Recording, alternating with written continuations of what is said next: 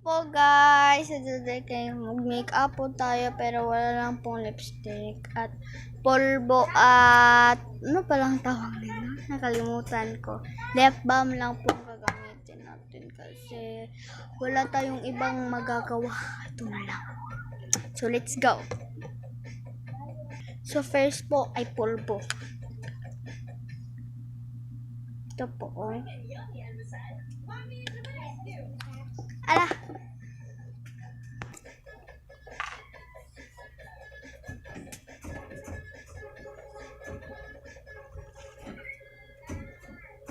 Sorry po ang ingay at ang kalat ng bahay namin.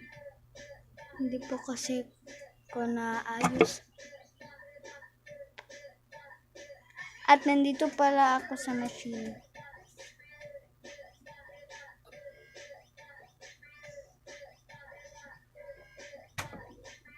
Ang init dito.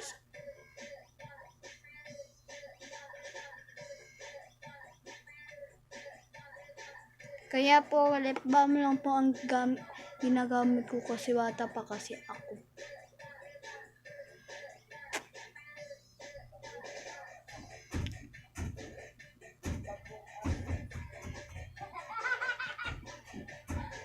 Sorry guys, lang ingay ng mga kapatid ko kasi naglaro kasi sila eh.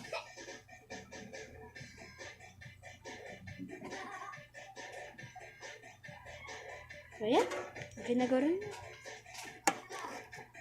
Para po maayos po talaga, so lagyan natin.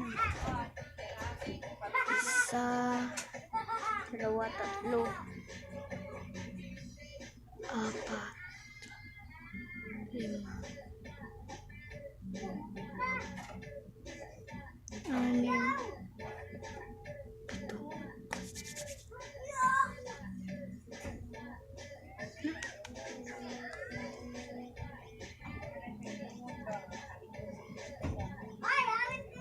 Sorry po, mutla po ako. Kaya yan. Sunod naman po ay lip balm. White lang po siya, oh. Yan. Pero siyang ibang kulay. Kung white lang talaga. Wala, nag-make siya. Ano ba yan? Oh, hindi na. Ah.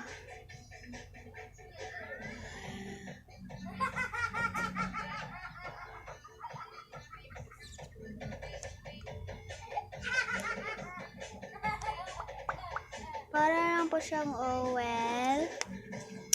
So, next naman ay kilay. Parang lapis lang po ang gagamitin natin. Ay, iba pang gagawin. So, let's go! Ito na po. Sorry po ang liit-liit.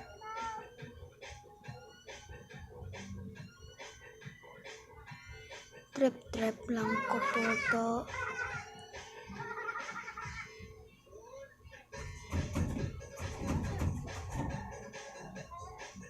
Yan. Tapos ng kilay ko at mukha ko.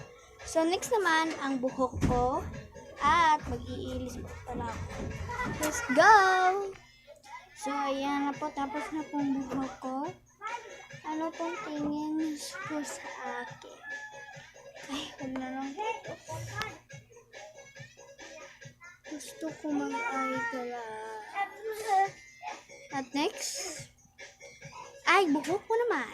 Yes. Ah, tapos na parang buhok mo. Next, ay dress na naman. So, let's go!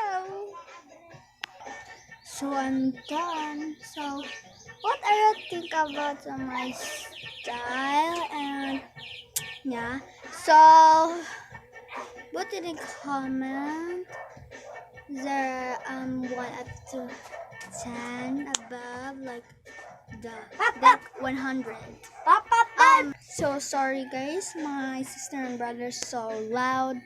And guys, write in comment what is the perfect ways to make up. And 1 up to 10 lang po ang average ng votings.